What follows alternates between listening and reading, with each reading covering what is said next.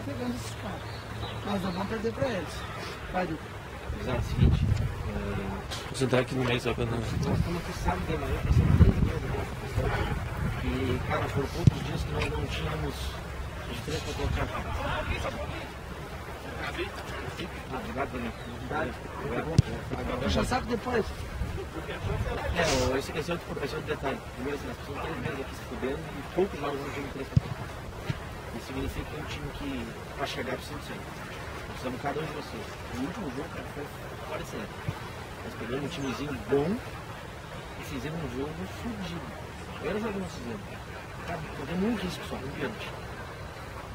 Se nós conseguirmos botar a perna na bola, fazer uma marcaçãozinha especial, principalmente que eu acho que o Diego que vai jogar de volante, que é o que comanda o time, se for o Elton, se for o Jackson, alguém que tiver naquela movimentação ali, de meia. Dificilmente nós vamos jogar de novo. Muito bem. O Forte não vai tomar um antidepressivo hoje. Nós temos um time para jogar, nós temos um cara de frente, velocidade para jogar, nós temos quem corre atrás, principalmente o Fabinho. Nós precisamos chegar para esses caras hoje, um sábado de manhã, fudido e outro. Meu aniversário. Outra coisa, não penso que vocês corram por mim. Mas o meu aniversário podia estar em casa, com a nega velha, com os familiares, estamos aqui jogando. E se quero estar aqui às 6h30 para jogar de novo. Eu vou dizer uma coisa pra vocês.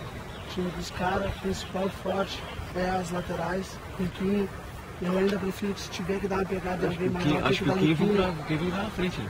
Meteu 6 no frente, meteu 6 no último gol, o Wellington tá aí. Cabeleiro, tá filmando, cara? Claro, cara. Isso aqui vai pro grupo. O último jogo foi o maior exemplo, que o Duda falou. Eu acho que foi o que a gente mais marcou, né? Eu acho que tem que jogar da mesma forma, como time pequeno, marcando muito, quem é Um fraco. pouquinho a mais de cada um. É o que eu falei no outro jogo, nós não temos craque. Nosso time é todo equilibradinho. O time dos caras também tem esse diferencial. O Conca sobe muito bem ao ataque na lateral. O Diego bate muito bem de fora da área. Na minha opinião, era assim, ó, marcar individual o Quinho, o Diego e mais uma zona no Conca e deixar o Pateta com a bola, gente. Sempre. Dá pra ele a bola, deixa ele com a bola. Deixa ele com a bola. A verdade é essa.